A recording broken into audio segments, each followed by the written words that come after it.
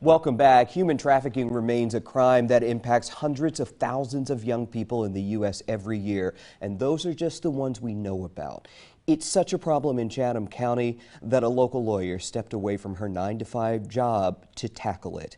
So Julie Wade is here. She's the founder of Tharros Place here in Savannah. Their mission is to provide housing and resources to young victims of human trafficking. Thank you for being with us. Thank you, Edward, for having me. So we wanted to do this interview because January is Human Trafficking Awareness Month. Tell me what you think the most surprising thing would be for people to know about human trafficking in our area in Chatham County. Sure. Yeah. It is not what it looks like in the movies. It is happening to our girls and our community. People will say, are they flowing over the border? They're coming in on container ships. But these are Chatham County girls that are victims of trafficking. And they're in our school system and they're in our community, and I think a lot of people are surprised by that. So I think that's important to say, because we were even talking in our meeting, our editorial meeting this morning, and we were saying, you know, yeah, the port is an issue for that, and they're coming in on the port and I-95, the interstate, but you say, yeah, while that is some of it local, really, runaways and homeless youth, right? Exactly, and those factors you identified really create consumers more so than bringing the victims in. Yeah. And so because we're a major tourist destination, because of the ports, because of the traffic, particularly the criminal traffic up and down 95, those create consumers. Certainly there are girls coming through as well, but mostly these are our girls in our community. Okay, we have a full screen we're going to put up here. So I pulled these statistics from your social media account. 250,000 minors between the ages of 10 and 17 trafficked commercially for sexual use, really. Yes, nationwide. Nationwide. 60% of those are runaway or homeless youth. 494 Georgia cases in 2021. Chatham County ranks 7th statewide. There are 159 counties in Georgia. So for us to be 7th, that speaks to the significance of the issue here. It is, and I think part of it is because we have such a high poverty rate. A lot of these homeless or runaway youth are looking for stability, and so they may be a 14-year-old that has a 30-year-old boyfriend. We know that's not a boyfriend, that's an abuser and a trafficker, but that person may be providing a place to sleep and some food and maybe hair and nails or something, and in exchange for sex and commercial sex with the trafficker and his network of customers. And so you know, poverty and homelessness and runaway youth are all tied into that. There's a statistic that says within 72 hours of being a runaway or homeless, a young person is solicited for sex. That is terrifying. It's a very vulnerable population. And we have so many young people in this area who go missing. We put their faces on our channel all of the time.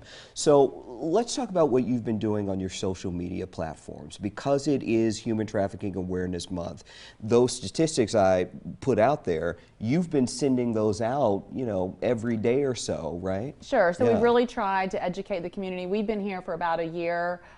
Tharros Place has, Tharros means courage in Greek.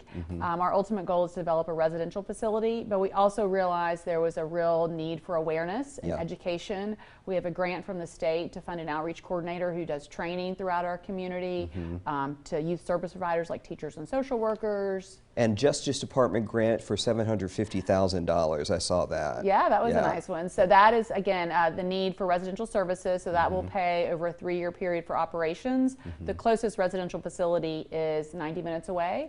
So I think the fact that we got a grant before we even had a facility is a recognition of the need in our community for these services. So let's talk about the facility. I know you want to keep the location where it's going to be a secret. Yes. That's important. But who will it serve, and when are you hoping to get this running? So we will have a 12-bed facility for young girls 11 to 17, so they'll all be minors, and they will stay with us for about a year. Younger girls, I think we'll hope to place back in the family, but we want to make sure the family is aware of the risk factors, that the home environment is a safe and secure environment for these young people. For older girls, we may help transition them to independence. Part of the goal of this for many of the victims is to pull them out of their communities, because a lot of times whether they're living or the people they're engaging with are sort of allowing the conduct. So we kind of pull them out for a year. So you've got a couple of events coming up. One is next week that's sold out. Woo, yes. Yeah, gotta love events if you're a nonprofit. Yeah, you do. Cocktails and Courage, is that what it's called? Cocktails for Courage. Cocktails Again, for Tharros Courage, means yeah. courage. Yeah. That's at Cohen's Retreat. We're really excited. We're partnering with the Traffic Jam, which is a regional conference that's that weekend. That is sold out yesterday. There's a waiting list for it. There is a waiting Yeah, list, and then you yes. have this major symposium coming up March 15th Yeah. with stakeholders. Yeah, what we realize is there's a lot of people in the community who want to learn about this issue. They want to do work. Some of them are already doing work, but it's kind of scattered throughout the community. So twice a year, we're holding stakeholder meetings where we're bringing all those people together to network, and then we bring a speaker in to provide substantive knowledge. It's been really well received. Yeah. Where the cocktail event is a fun social event. Yeah. The stakeholder meeting is more of a substantive education Down event. to business. And that's open to the public for free. March 15th at Savannah Tech. All right, so there on your screen, wsav.com/Tharros Place. You can go there. We've provided a link to their website. You can find out about the housing that is coming and the event next week to get on the waiting list and the big symposium that you're having in March. Thank you so much, Julie, for coming by. Thank you, Edward, for highlighting this issue. All right. Tina?